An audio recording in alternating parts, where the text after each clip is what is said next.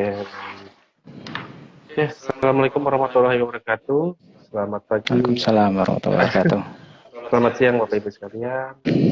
Selamat bergabung lagi di Instagram Live KPP Pratama Jakarta Tambora di episode yang ke-14 ini. Oke, baik. Ini mohon maaf Bapak Ibu sekalian, kita sambil cek sound juga ya. Ya karena kita sudah berapa bulan nih tidak melakukan Instagram Live dan baru kali ini lagi nih kita lakukan Instagram Live. Karena kemarin kita sibuknya kelas pajak ya Mas Bat ya. Jadi Iya sedikit betul. uh, Jadi harus biasa dan disetting-setting ulang lagi ya Mas Chandra ya. betul. Betul. Oke. Gimana Mas Bat? Kerja kerasnya sudah bulan Juni nih, sudah sekarang ini sebenarnya musim libur anak sekolah nih Mas Bat ya. Iya, sudah anak-anak sekolah yang semoga Bapak Ibu yang sudah memiliki anak yang sedang bersekolah sudah terima rapot semua ya Mas Chandra kayaknya ya. Iya. Semoga hasilnya memuaskan. Nanti Bapak Ibu senang dengan hasilnya seperti itu. Oke. Baik. Oke Mas Bat, untuk mempersingkat aja waktu, kita masuk aja ke acara inti kali ini. Tema kegiatan Sapa Tambora kali ini adalah mengenal Cortex Administration System atau kita biasa singkat tuh kalau Fisco singkat itu CTAS gitu. Cita. Oke, nanti kita akan mengenal lebih dalam lagi apa ini yang maksud dengan CTAS, ketentuan secara umum seperti apa. Tapi mengingat CTAS ini suatu sistem administrasi yang sangat besar ya Mas Bot ya, tentu kita akan membahas secara keseluruhan saja. Nah, mungkin di hal-hal pentingnya saja Mas Bot ya. Nanti pada saat sesi selanjutnya mungkin kita akan lebih spesifik nih per proses bisnis apa saja di step CTS itu. Nah, Betul. baik. Oke, kita cek. Oke, di sini mungkin kawan pajak masih baru ada yang dengar apa sih CTAS itu ya. Nah, CTAS itu merupakan nanti itu tuna aplikasi yang terbaru nih, yang nanti juga Mas Fuad jelaskan, yang secara umum akan merubah sistem aplikasi perpajakan yang lama, yang bagaimana kita ketahui ya, ini sudah kalau untuk laporan dan sebagainya ini sangat terbebani Mas Fuad ya dengan CTAS. Nanti diharapkan wajib pajak lebih mudah. Nah, dengan wajib pajak lebih mudah, nanti wajib pajak pun untuk mematuhi kewajiban perpajakannya juga akan lebih mudah. Betul. Gitu. Baik, kita masuk materi aja ya. Di sini di depan saya di layar Bapak Ibu sekalian ini sudah bersama kita koordinator penyuluh KPP Pratama Jakarta Tambora, Bapak Muhammad Hasan. Oke, mungkin bisa sambil cek juga Pak Fuad. Oke, terima kasih Mas Chandra sudah membuka kegiatan pada kali ini. Perkenalkan, nama saya Muhammad Wadasan, penyuluh di KPP Pratama Jakarta Tambora. Di sini kita mencoba menyampaikan hal yang baru ya Mas Chandra ya. Jadi terkait dengan CITAS, CTAS atau Cortex Administration System seperti itu. Oke. Ya, sudah juga ya.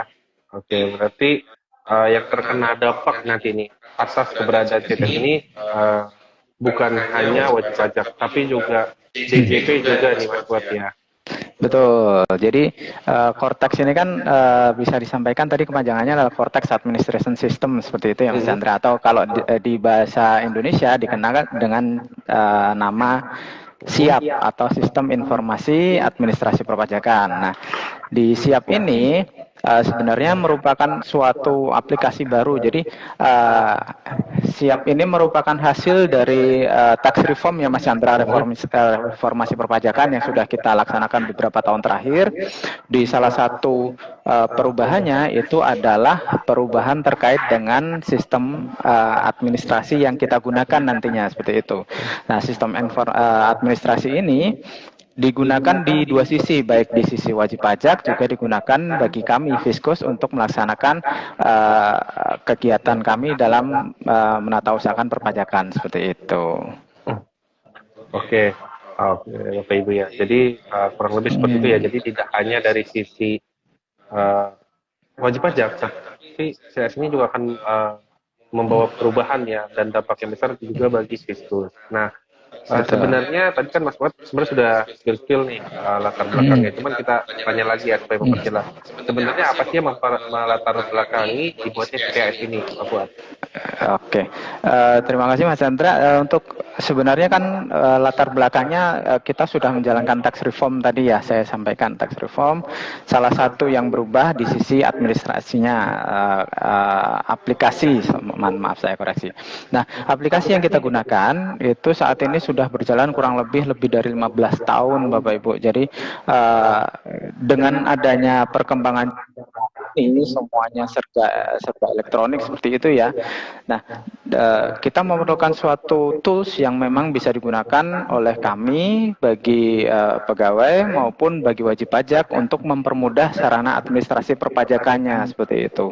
Untuk mengakomodasi semua keperluan perpajakan seperti itu. Jadi selama ini kan untuk aplikasi perpajakan kan berawal dari dulunya kita mengenal ada ISPT seperti itu. ISPT kan jenisnya juga ada berbagai macam gitu ya Mas Chandra.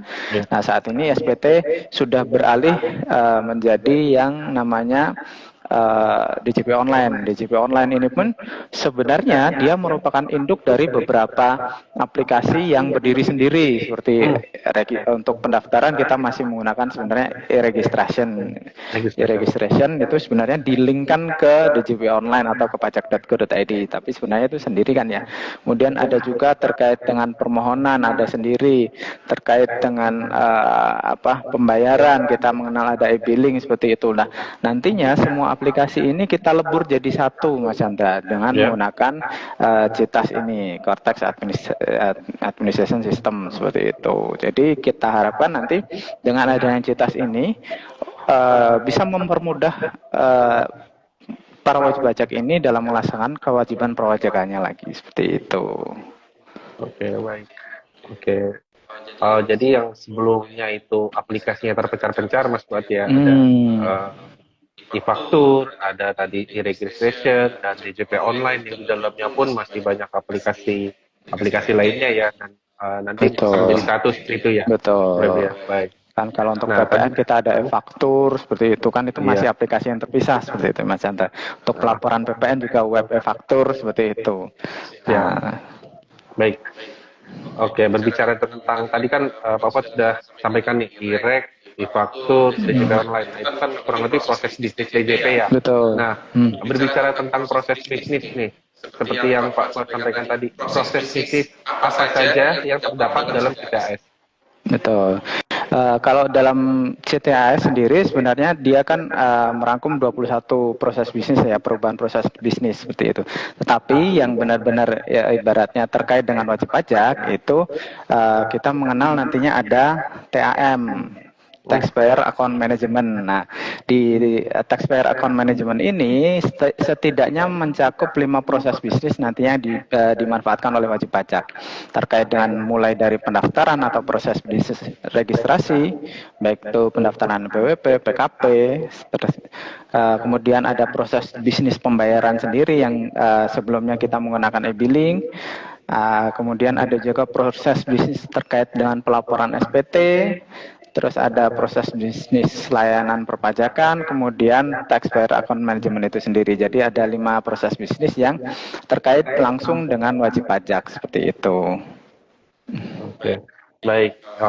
Kalau 5 proses bisnis dijelaskan mungkin tinggal cerita mungkin satunya 1 jam mungkin 5 jam. Betul.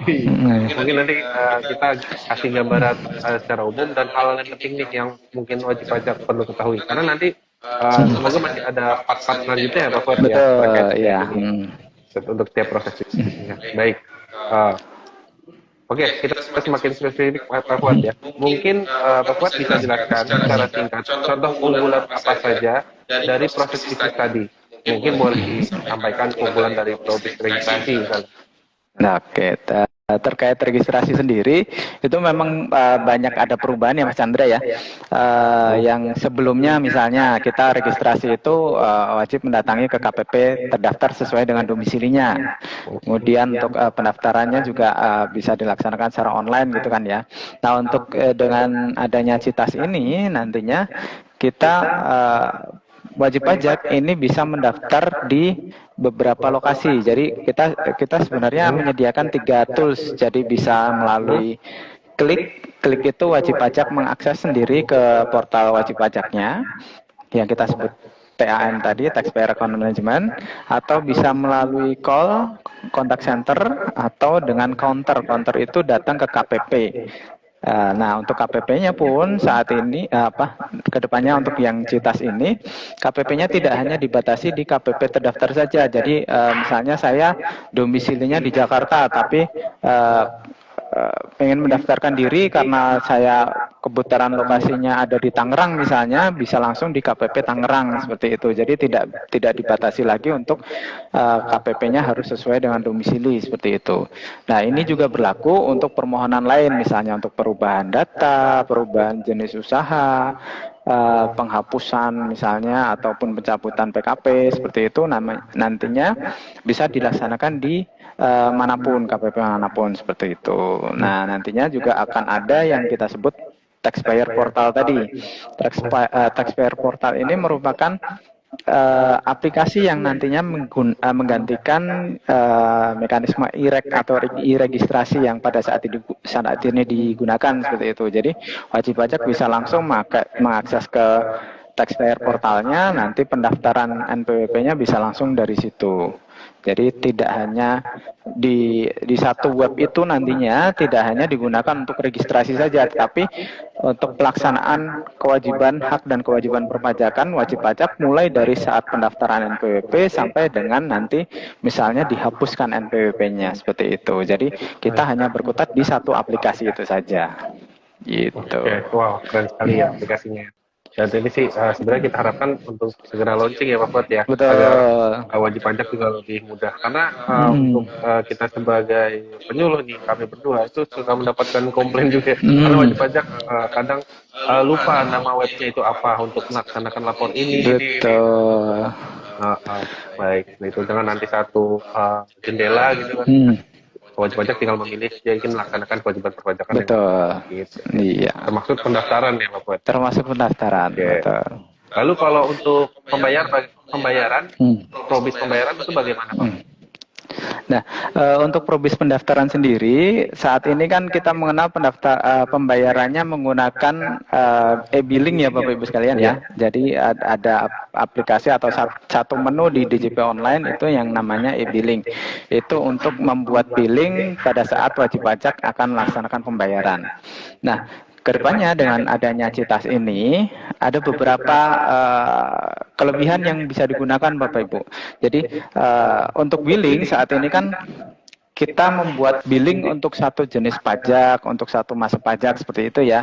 Nah, nantinya dengan adanya CITAS itu kita persiapkan ada menu untuk pembuatan billing untuk semua jenis pajak seperti itu. Jadi tidak hanya terbatas ke satu jenis pajak saja, nanti bisa digunakan untuk satu billing untuk beberapa jenis beberapa pembayaran pajak seperti itu, baik itu masa yang berbeda maupun jenis pajak yang berbeda seperti itu. Nah, nantinya di menu pembayaran ini kita juga bisa melihat dashboard misalnya Bapak Ibu sudah membuat kode billing terus lupa itu belum dilakukan pembayaran, kita bisa cek nih masih ada billing yang statusnya aktif tidak gitu. Jadi istilahnya aktif itu sudah terbit tapi belum dilaksanakan pembayaran seperti itu. Jadi bisa dipantau pembayarannya Bapak Ibu sekalian. Nah, di situ juga ada pembuatan istilahnya deposito Bapak Ibu. Jadi deposito untuk billingnya itu sendiri. Jadi Bapak Ibu bisa melaksanakan ibaratnya kita sediakan deposit terlebih dahulu, deposit pajak. Bapak Ibu bisa menyetor ke deposit pajak sehingga pada saat nanti akan atau hendak melakukan pembayaran billing tidak perlu membuat billing terus baru dibayarkan gitu ya, tapi cukup mengambil dari deposit yang sudah Bapak Ibu setorkan terlebih dahulu seperti itu. Oke. Jadi di sini kalau tadi untuk mungkin lebih sederhananya mungkin satu billing untuk beberapa jenis kode pajak buat ya. Iya, betul. Dan nanti ada juga billing yang aktif atau billing yang sudah digunakan. Wow. Jadi dengan adanya pembayaran di awal tadi, diharapkan sanksi keterlambatan itu makin berkurang ya, Pak Betul. Fuad ya. Iya. Ya, dan jadi wajib pajak juga lebih lebih mungkin kalau karena sanksi ini dapat saja menghambat wajib pajak untuk memperoleh secara fasilitas yang membuat tentunya surat keterangan bebas dan lain sebagainya ya, yang mensyaratkan tadi tidak ada tunggakan dan sebagainya. Walaupun 100.000 itu sangat bisa sangat menghambat gitu ya. Tapi dengan adanya pembayaran di muka tadi wajib pajak bisa loh, kalau dia ingin tidak terkena sanksi gitu kan, dia bisa deposit awal sesuai kebutuhan dia. Apabila ada nanti kewajiban pembayaran, dia bisa alihkan. Seperti itu kurang lebih ya Pak Fuad. Betul. Menarik sih Bapak Ibu sekalian ya. Jadi mohon dicatat nih Bapak Ibu. Ya. Oke. Selanjutnya tadi kita registrasi sudah, pembayaran kita, lanjut ke probis pelaporan. Probis pelaporan ini secara umum nih apa aja nih hal penting dalam CTS ini? Oke, tadi sudah disampaikan ya Mas Chandra di awal bahwa dengan adanya Cortex ini, dia merupakan satu aplikasi yang merangkum seluruh aplikasi perpajakan yang saat ini ada ya Bapak Ibu. Jadi tadinya kita mengenal adanya pendaftaran kita melalui registrasi, untuk pelaporan kita menggunakan e-form seperti itu. Nah, ataupun PPN kita ada e-faktur, terus untuk meminta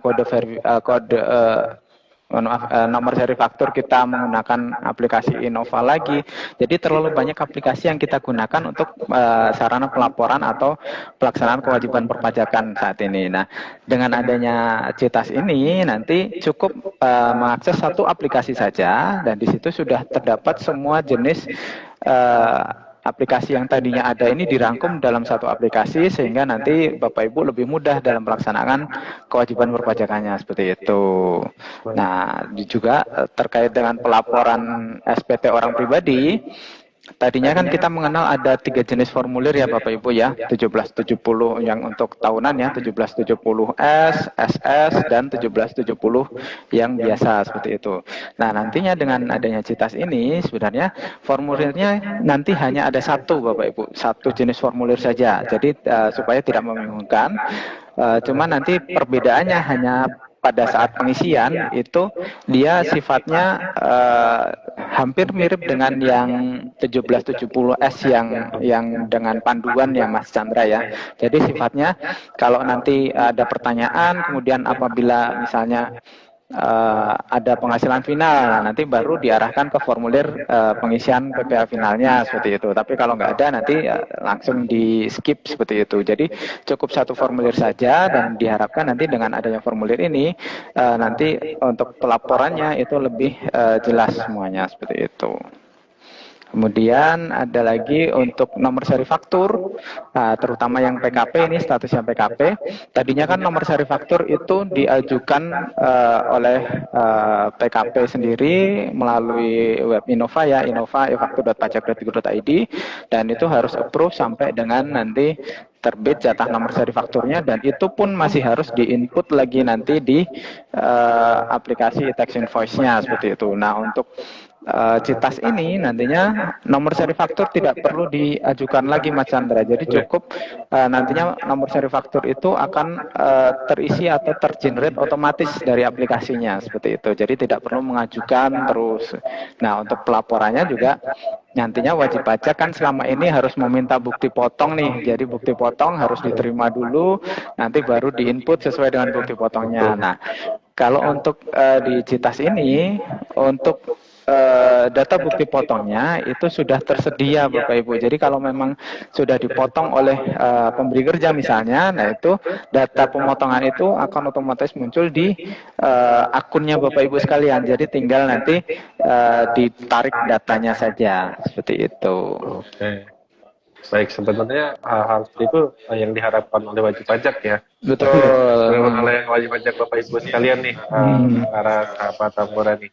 Oke, jadi pada saat lapor SPT datanya sudah ready gitu ya, jadi dia tinggal submit dan mungkin ada penyesuaian harta aja. Dan wajib pajak juga ngomong-ngomong Mas Wati, wajib pajak juga kadang berharap segala rekeningnya itu otomatis muncul di situ Pak Fuad. Tapi itu mungkin kan ke depan iya, ya. tidak dalam waktu dekat ini ini ya. Tidak 1-2 wajib pajak. Betul. Nah, itu juga karena itu dia menyulitkan, misalnya dia lapor Maret, menyulitkan dokumentasi di Desember. Untuk yang itu Betul. Bapak Ibu tetap harus catat ya. Jadi yang otomatis itu adalah data bukti potongnya yang tadi Bapak Betul. sampaikan. Gitu. Dan untuk kedepannya pasti aplikasi ini berkembang terus Bapak ya. Iya, Dan betul, memenuhi betul. kebutuhan Bapak Ibu sekalian. Oke. Betul. Oke. Kita lanjut. Tadi kan Pak Fuad, semua probisnya itu dimulai dengan probis taxpayer account management. Gitu. Nah, nih untuk seperti apa sih keunggulan dari probis taxpayer account management ini? Iya, jadi kalau diibaratkan taxpayer account management atau TAM ini dia lebih seperti profil wajib pajak seperti itu ya. Sebagaimana nanti misalnya Bapak Ibu punya profil Instagram misalnya, nah di situ kan muncul detail informasinya Bapak Ibu itu seperti apa gitu kan ya. Kemudian nanti mencakup juga informasinya itu bisa diakses secara komprehensif dan real time. Nah, sama juga di TAM ini merupakan informasi Bapak Ibu sekalian, baik itu terkait nama, NPWP, alamat, klasifikasi lapangan usaha dan lain-lain seperti itu ya. Dan itu nanti misalnya terkait KLU juga bisa Bapak Ibu sesuaikan langsung secara mandiri ya, langsung di aplikasi TAM-nya itu juga. Kemudian ada beberapa fitur juga, fitur tambahan terkait misalnya ada yang kita sebut buku besar gitu. Nah, buku besar ini nanti mencakup seluruh transaksi perpajakan yang sudah Ibu laksanakan selama ini. Nah, misalnya ada pembayaran STP, pembayaran SKPKB, nah itu akan tercatat semuanya di situ. Jadi misalnya nanti Bapak Ibu memerlukan informasi terkait itu bisa diakses langsung dari akun manajemennya Bapak Ibu. Juga misalnya Bapak Ibu diterbitkan sanksi nih berupa STP, nah itu bisa juga Bapak Ibu akses, tidak perlu nanti datang ke KPP. Kalau selama ini kan datang ke KPP, isi permohonan cetak ulang STP seperti itu, STP atau SKP gitu kan ya. Kalau ini nanti Bapak Ibu cukup akses langsung ke TAM-nya, di situ sudah ada detailnya. Kalau memang diperlukan bisa dicetak sendiri seperti itu. Oke. Juga ada menu yang sifatnya seperti reminder seperti itu. Jadi mengingatkan Bapak Ibu sekalian terkait tanggal sekian ini batas waktu untuk pembayaran, batas waktu untuk pelaporan seperti itu. Nah, itu yang kita munculkan juga di aplikasi atau di menu TAM-nya seperti itu. Oke. Yang sebelumnya wajib pajak mungkin harus cari-cari di Google ya. Untuk terkait ini tanggal merah, ini dapat kompensasi H+1 atau enggak gitu kan. Hari kerja berikutnya atau enggak.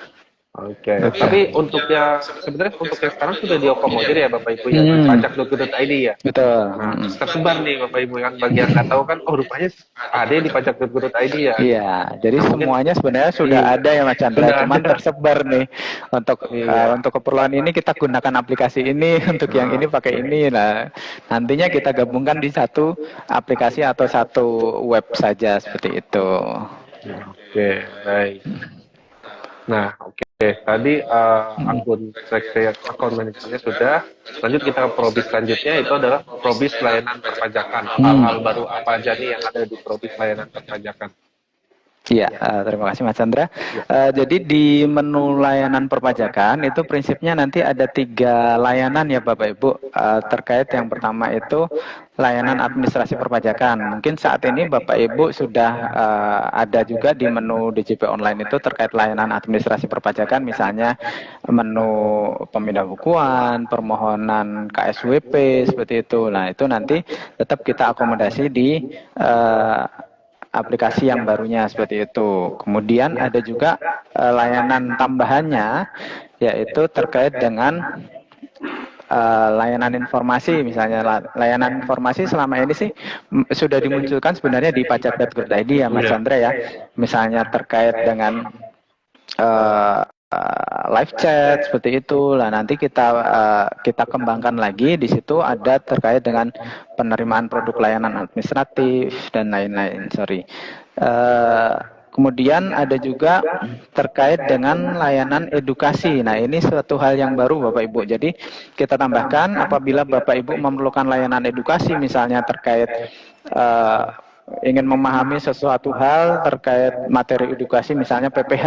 Nah, di situ nanti kita sediakan materi-materi edukasinya terkait misalnya khusus untuk sewa misalnya, nanti ada mungkin ada leaflet ataupun terkait ada salindia seperti itu, nanti kita cantumkan di situ. Ada juga terkait dengan Bapak Ibu bisa mengajukan permohonan edukasi di situ. Jadi Iya. Bapak Ibu apabila menghendaki bisa diajukan, misalnya saya ingin memperoleh edukasi terkait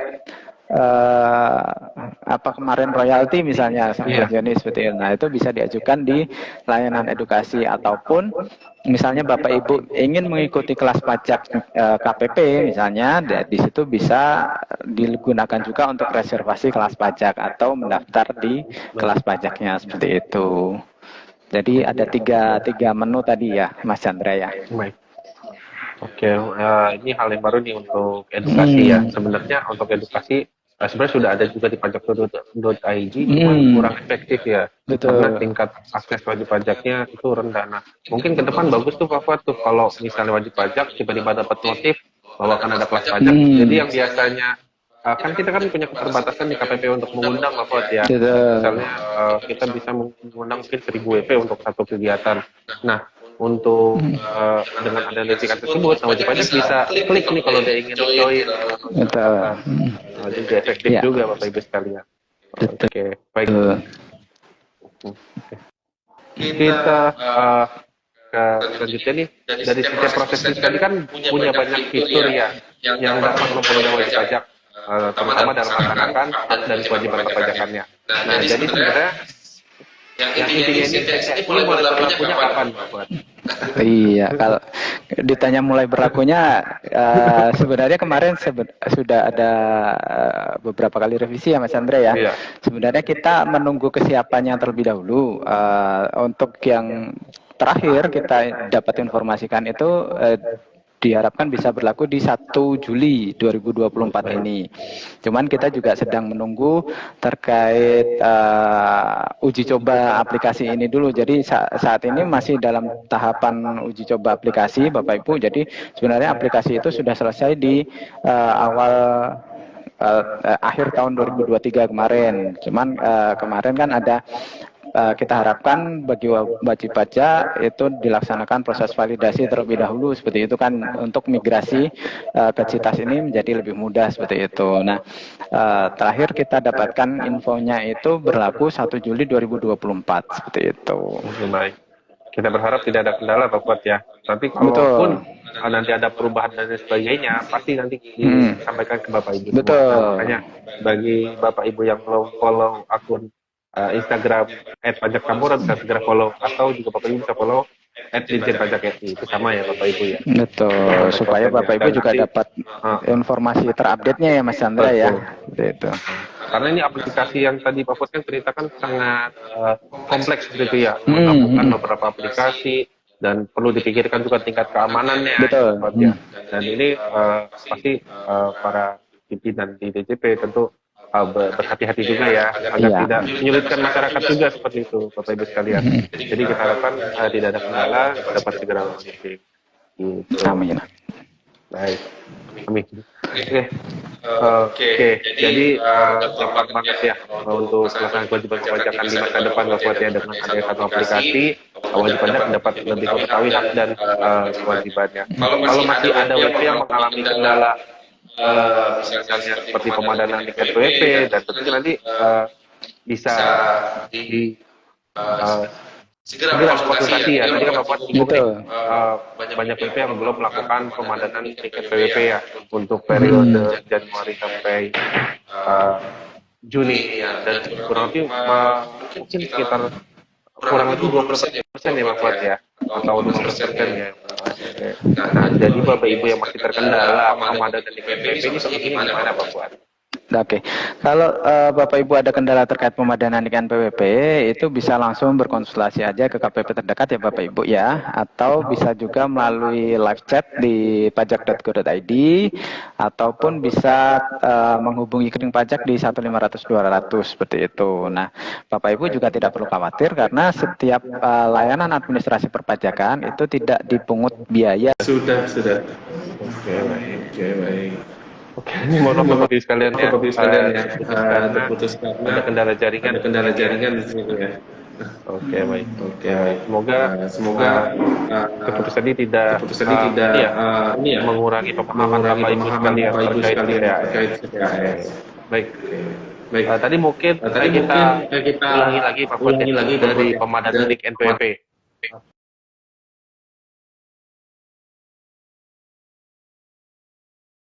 Kan CTS ini kan erat CTS ini kaitannya erat kaitannya dengan pemadanan dengan NIK pemadanan NPWP. NIK NPWP. Nah, lalu Lalu bagaimana bagaimana apa yang harus dilakukan wajib apa yang harus pajak dilakukan wajib pajak apabila terkendala terkait pemadanan NIK terkait NPWP? pemadanan NIK NPWP? Betul Bapak Ibu. Jadi untuk kunci untuk bisa masuk ke Cortex Administration System tadi harus sudah melaksanakan pemadanan NIK NPWP terlebih dahulu ya Bapak Ibu ya. Jadi untuk pemadanan NIK NPWP bisa dilaksanakan secara mandiri oleh Bapak Ibu di menu DJP Online ya hari ini. DJP Online bisa di menu profil, kemudian apabila Bapak Ibu ada kendala untuk pelaksanaan pemadanan data NIK NPWP-nya, Bapak Ibu bisa langsung datang ke KPP terdekat atau bisa juga melalui kering pajak, telepon ke kering pajak 1500200 atau bisa juga melalui live chat di pajak.go.id seperti itu. Jadi Bapak Ibu ada beberapa opsi yang bisa digunakan untuk melaksanakan kegiatan validasi atau pemadanan NPWP seperti itu. Dan Bapak Ibu juga tidak perlu khawatir ya Mas Chandra karena setiap pelayanan perpajakan itu tidak dipungut biaya seperti itu. Dan justru kami juga meminta bantuan kepada Bapak Ibu apabila nanti ternyata ada kami yang menyalahgunakan kewenangannya seperti itu, silahkan Bapak Ibu bisa melaporkan ke beberapa menu atau layanan pengaduan ya seperti itu, bisa melalui kering pajak juga di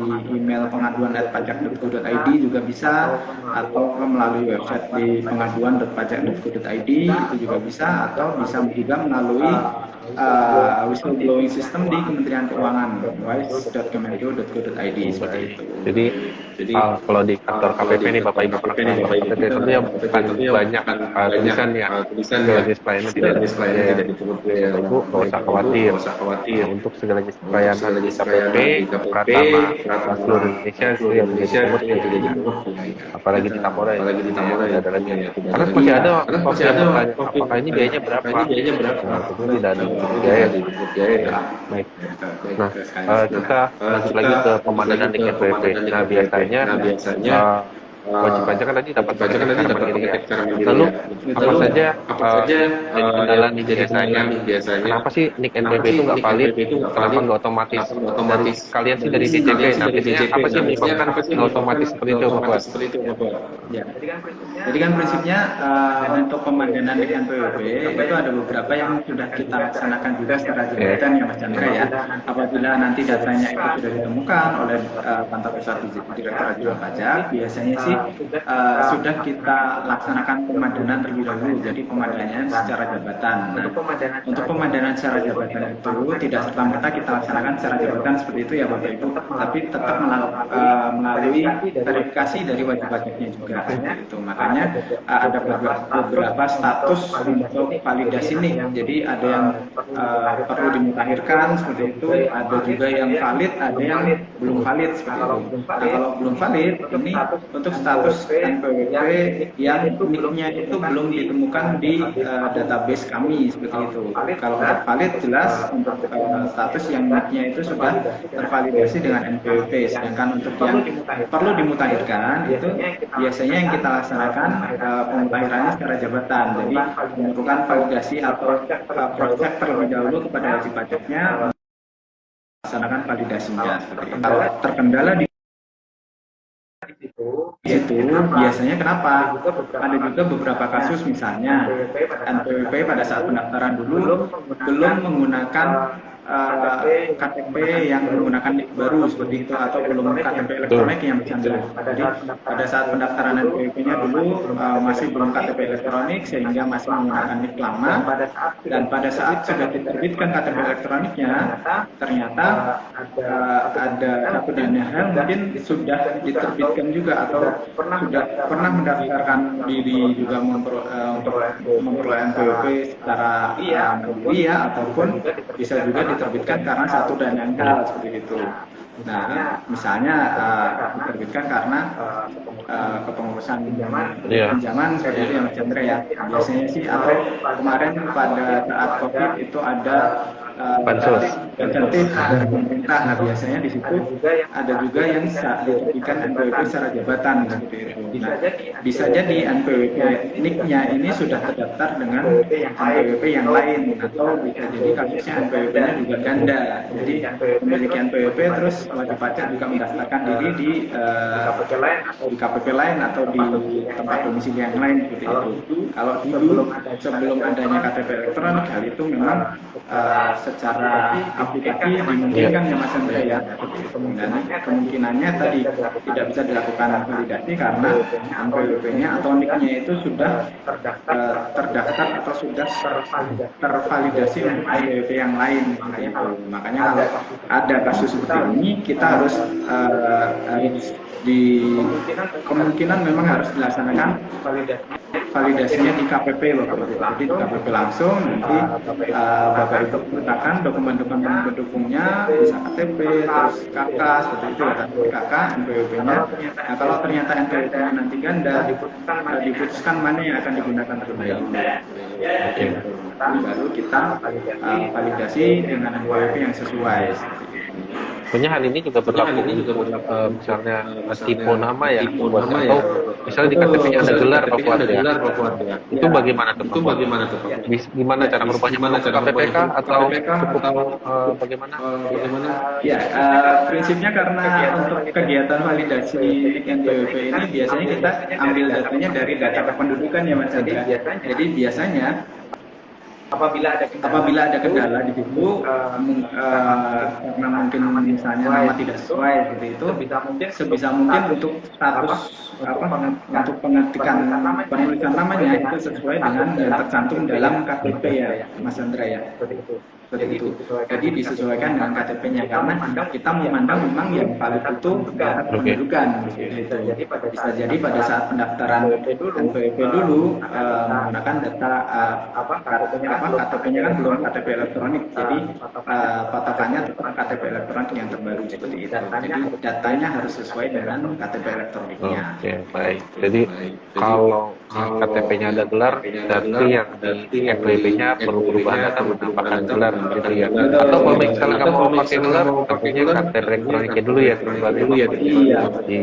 di mana tuh Pak Fuad? Di KPPK atau di perbaikan KTP? Kenapa di perubahannya itu prinsipnya dari perubahan data catatan kependudukannya, capilnya itu proses perubahan datanya nanti di catatan sipilnya ya Bapak Ibu ya. Jadi disesuaikan dulu kalau memang ternyata ada kesalahan karena kita merefernya itu ke data catatan sipilnya nanti yang harus disesuaikan terlebih dahulu. Nanti setelah dilakukan sinkronisasi baru bisa disesuaikan di NPWP-nya seperti itu ya. Ya, perlu dicatat ya Bapak Ibu sekalian ya. Karena kita juga tidak jarang menerima pertanyaan seperti itu Bapak Ibu. Jadi KTP-nya ini yang salah, KTP yang benar. Tolong diperbaiki. Tentunya masing-masing itu kan ada instansi yang bertanggung jawab yang menanggung ya. Nah, tentu Bapak Ibu kalau terkait KTP, Bapak Ibu bisa ke Capil atau mungkin mulai dari kecamatan dulu ya. Untuk tahu prosesnya lebih lanjut.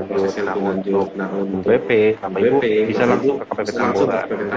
Kalau Bapak Ibu sudah bisa punya akses DJP online, bisa dibantu di loket helpdesk namanya ya. Oke, di loket helpdesk Bapak Ibu latihan, nanti saja loket helpdesk nanti langsung dibantu terkait dalam pemadadan NIK NPWP. Oke, ini mengingat NIK NPWP ini salah satu faktor yang penting ya dalam aplikasi yang baru CTS ini harus buat ya.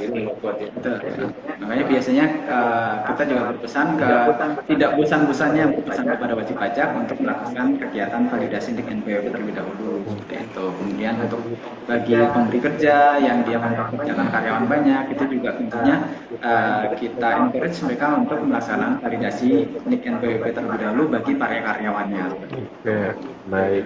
Oke, jadi saya rekap sedikit ya. Jadi CTS ini Bapak Ibu sekalian tadi dari kita jelaskan hari ini ya. Memang CTS ini 21 proses seperti yang kita jelaskan hari ini. Secara umum provinsi yang utamanya itu ada 5 ya. Pertama mulai dari provinsi registrasi, Probis pembayaran, Probis pelaporan SPT, Probis layanan perpajakan, dan Probis tax account management. Nah, untuk tadi sebagai info penting juga bahwa dari narasumber kita menyampaikan untuk pada Bapak Ibu semua, jangan lupa melakukan pemadanan nik NPWP seperti itu. Nah, pemadanan nik NPWP ini erat kaitannya dengan penerapan aplikasi CTS ini. Seperti itu. Baik. Oke. Mungkin Pak Fuad bisa menjelaskan saluran apa saja nih apabila wajib pajak ingin bertanya KPP Pratama Jakarta Tambora. Mungkin dari online kah atau harus datang nih untuk sekedar bertanya gitu. Kalau untuk konsultasi ke KPP Pratama Jakarta Tambora, saat ini kita membuka untuk layanan konsultasi, baik itu konsultasi maupun informasi permohonan ya, itu menggunakan aplikasi WhatsApp ya. Jadi nanti ada WhatsApp nomornya berapa Mas Andra? Oke, mungkin lebih gampangnya Bapak Ibu bisa Linktree seperti itu ya. Linktree dari WA KPP Tambora. Lebih mudah ya. Nanti saya bantu ketikkan ya. Linktree garis miring WA KPP Tambora. WA-nya huruf besar, KPP besar, Tambora biasa seperti itu. Jadi untuk layanan kita bisa melalui layanan WhatsApp. Kalau Bapak Ibu berkenan langsung hadir atau datang ke KPP Pratama Jakarta Tambora juga diperkenankan. Nanti bisa langsung ke daerah ruang mereka yang bisa ya. Kalau mungkin Bapak Ibu yang ingin punya akses Linktree-nya, Bapak Ibu bisa DM kita ya, akun @pajak Tambora. Nanti setelah Instagram Live ini berakhir kita balas DM. Tolong dong informasi kontak KPP Pratama Jakarta Tambora itu sering di DM kita. Kita kasih. Kalau untuk IG itu kan kita mencantumkan link pajak.id. Di situ juga ada nomor KPP Pratama Jakarta Tambora, cuma dalam web pajak.id ya Bapak Ibu sekalian. Karena untuk ngomong pajak Tambora ini sudah centang biru di Papua ini, jadi kita nggak bisa sembarangan link dan kontak yang tidak sesuai. Jadi kita arahkan biasanya via DM, karena situ kan ada desk ya. Seperti itu. Untuk keperluan verifikasi sih kemarin kita drop semua tuh. Jadi tapi ke depan nanti akan kita coba lagi ya, yang kita harus pahami dulu aturannya, menggunakan perangkat tidak biar nggak centang birunya nggak hilang. Seperti itu. Jadi Bapak Ibu tetap bisa akses di bio pajak Tambora itu ada link pajak.id unit kerja, dan itu juga ada nomor. Iya, nomor WhatsApp-nya ada sekalian di admin pelayanan. Oke. Nah, tadi juga Pak Fuad cerita nih bagaimana apabila ada orang-orang yang mengatakan makan di JP, biaya dan lain sebagainya terkait pemadanan NPWP, terkait kelas pajak dan lain sebagainya, bisa diajukan kemana nih? Jadi untuk layanan pengaduan, Bapak Ibu bisa akses langsung ke Krim Pajak, ya, itu melalui telepon di 1.500.200 atau bisa juga melalui ponsel di 021-6912-121 atau email ke pengaduan@pajak.go.id atau bisa langsung ke pengaduan.pajak.go.id atau juga bisa melalui whistleblowing system Kementerian Keuangan di wise.kemenkeu.go.id seperti itu. Jadi beberapa link sarana pengaduan kami ya di Direktorat Jenderal Pajak, Bapak Ibu bisa akses di situ. Sebagai informasi di era sekarang ini banyak ya penipuan juga Pak Fuad ya. Jadi Bapak Ibu kalau khawatir, Bapak Ibu bisa cross check juga melalui saluran yang Pak Fuad sampaikan tadi, ini benar atau tidak gitu ya. Karena dan saya juga terima masa Pak ini kok saya dapat WA ada lampiran APK-nya. Jangan diklik ya Bapak Ibu ya. Karena itu sebenarnya bukan pajak aja. Itu seluruh mulai dari jasa penerimaan paket dan lain sebagainya ya. Kenapa sih DJP nggak blokir aja? Kadang wajib pajak sebenarnya itu kan dia pernah hampir ya terkena penipuan juga untuk mengirimkan uang dengan iming-iming itu merupakan surat tagihan pajak. Itu juga hati-hati Bapak Ibu ya. Jadi Bapak Ibu bisa email ke pengaduan tadi terkait nomor tersebut. Nah, atau paling tidak konfirmasi dulu ya Mas Andre ya, konfirmasi ke WhatsApp kami, Bapak Ibu ini informasi ini benar itu juga atau bisa tidak? buat seperti itu. Baik. Oke, jadi dengan informasi tersebut diharapkan Bapak Ibu sekalian dan kawan pajak tidak perlu ragu nih untuk main ke KPP, konsultasi dengan helpdesk, ataupun ingin mengajukan segala macam permohonan ya secara langsung ya, tidak melalui perantara lagi membuat ya mengurus sendiri. Jadi penjelasan yang tadi Pak Fuad sampaikan juga diharapkan kita jadi lebih paham dengan PPAS dan lebih siap dalam mendapat PPAS yang tidak lama lagi ya. Nah, oke, Pak Fuad, terima kasih atas penjelasan dan waktunya dan kehadiran ini sebagai narasumber di live IG kita. Semoga kita bisa bertemu lagi ya di lain kesempatan di episode selanjutnya membahas hal-hal penting terkait isu perpajakan lainnya. Iya, terima kasih juga Mas Chandra sudah membantu pada kesempatan kali ini. Terima kasih Bapak Ibu yang sudah bersedia hadir menyimak obrolan kami di Sapa Tambora episode kali ini. Oke, saya cek sih tadi mohon izin Bapak Ibu ya. Saya belum melihat kolom pertanyaannya dan kadang sempat terputus dan tidak cek juga sih sebenarnya belum ada pertanyaan. Oke, tapi mungkin sebelum kita tutup Pak Fuad ya, mungkin kita buka sesi tanya jawab beberapa saat ya. Silakan ya Bapak Ibu yang ingin. Bapak Ibu yang penasaran dengan materi pada hari ini, kira-kira Citas ini nanti seperti apa sih Pak? Silakan.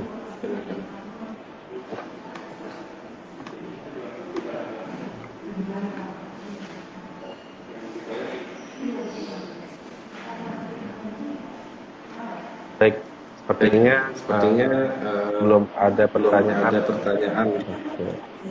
Mungkin karena ini masih aplikasi yang akan launching ya. Masih bingung. Mungkin kalau terkait ibu kota banyak Pak Fuad. Faktor nih banyak. Kenapa DB-nya error gitu. Kalau komputer yang DB-nya sering error. Iya. Benar ya.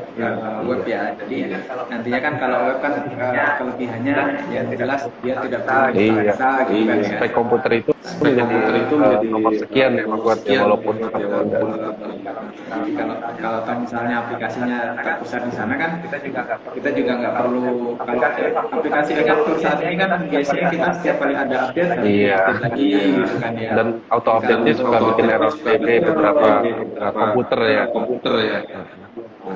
Ini karena aplikasinya itu sudah berbasis web dan real time, jadi tidak perlu adanya update seperti itu. Jadi lebih mudah nanti dari sisi wajib pajaknya seperti itu. Lebih mudah dari sisi wajib pajak pun lebih mudah dalam melaksanakan hak dan kewajibannya ya. Oke, baik. Saya cek sekali lagi. Sebenarnya memang sudah tidak ada pertanyaan. Oke. Terima kasih kepada kalian kawan pajak yang sudah menemani kita nih 1 jam, walaupun terpotong tadi ya di menit 35-37 karena kendala aplikasi dan jaringan. Kita mohon maaf sebesar-besarnya Bapak Ibu sekalian ya, semoga ini tidak terulang lagi di episode selanjutnya. Baik. Jadi Bapak Ibu sekalian tidak perlu takut, tidak perlu khawatir dengan aplikasi terbaru. Justru ini akan memudahkan ya, akan memudahkan terkait pelaksanaan kewajibannya. Tadi sudah sampaikan akan menjadi satu lebih mudah dan wajib pajak juga nanti akan lebih user friendly ya di wajib pajak. Karena Pak Fuad nih ngomong sudah kurang lebih melihat konsep aplikasinya ya. Iya betul. Jadi kita sempat ada pelatihan juga Mas Andre ya di KPP itu sempat diadakan pelatihan juga, diundang dan kurang lebihnya untuk aplikasinya bentuknya seperti apa kita sudah lihat gitu ya. Tapi untuk versi launchingnya seperti apa kita tunggu. Baik. Baik. Kata kuncinya itu ya Bapak Ibu ya, ditunggu ya. Ditunggu. Semoga tidak ada kendala. Nanti kita bisa launching aplikasi CDS ini. Dan kita harapkan juga di waktu dekat, nanti kalau sudah ada informasi launchingnya kapan, kita juga segera menginformasikan Kalau wajib pajak juga. Kalau ada Iya. Betul, kita adakan kelas juga offline. Secara ketentuannya kemarin dari kantor pusat memang sudah ada instruksi menjelang launching nanti harus dibuat kegiatan sosialisasi secara offline, penggunaan aplikasinya seperti apa gitu. Wah, offline. Kan sudah lama kita tidak bertemu tatap muka. Iya, Oke. Baik kawan pajak, sampai juga kita di akhir sesi IGLF Sapa Tambora episode 14 ini mengenal konteks ini apa ya. Jangan lupa untuk like, comment dan subscribe akun IG kita nih Pajak Tambora, akun YouTube subscribe tadi untuk YouTube ya, YouTube KPP Pajak Tambora. Nanti hasil dari IGLF kita ini nanti kita gabung dan kita upload di YouTube juga Bapak Ibu. Jadi Bapak Ibu bagi yang belum tahu, Bapak Ibu juga bisa cek nanti di YouTube kita KPP Pratama Jakarta Tambora. Dan sekali lagi Bapak Ibu jangan lupa follow IG kita di @pajak tambora, Twitter kita @pajak tambora, dan Facebook kita KPP Pratama Jakarta Tambora. Baik. Nah, terima kasih pada kawan pajak yang sudah menonton live KPP Sapa Tambora ini. Semoga pembahasan pada hari ini menambah pengetahuan Bapak Ibu semua dan bermanfaat bagi kawan pajak semua. Akhir kata, saya Chandra undur diri. Sebagai penutup, saya sampaikan sebuah pantun. Burung dara cendrawasih cari dulu di Papua. Cukup sekian. Terima kasih. Semoga bermanfaat untuk kita semua. Sampai jumpa di live Instagram episode selanjutnya. Selamat siang Bapak Ibu. Terima kasih.